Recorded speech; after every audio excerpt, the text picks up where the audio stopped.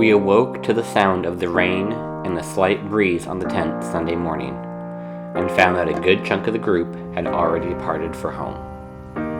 Those of us remaining made a quick breakfast of chorizo, eggs, and tortillas, and after making a quick trip to a tire repair shop down the road, we finished up the repair on Jesus' tire and quickly broke down camp.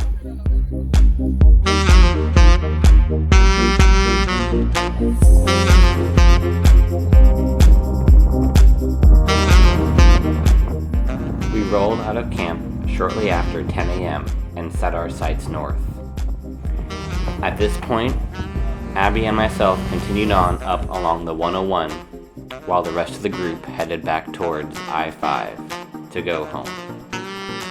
Our plan for the day was to visit the iconic Haystack Rock at Cannon Beach, hop through and explore Seaside, and then make camp just over the Washington-Oregon border, somewhere north of Astoria.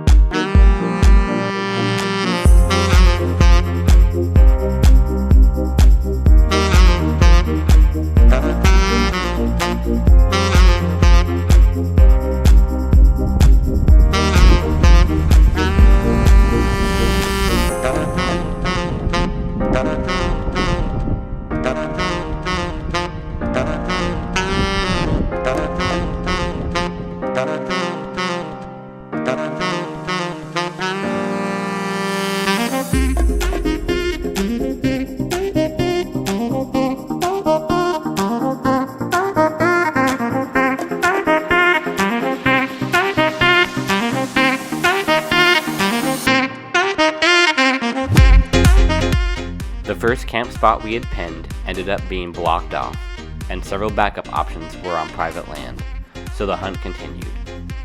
Just as we were about to give up, Abby spotted a hole in the trees that ended up being a turnout. We wound our way through some pretty rough trail deep into the trees, but when it finally cleared, we had found an oceanfront camp spot, which for those that may not have known, oceanfront camping on public land is pretty hard to come by in Washington and Oregon. We made quick work of camp setup and settled in to enjoy the views and a relaxing evening by the ocean.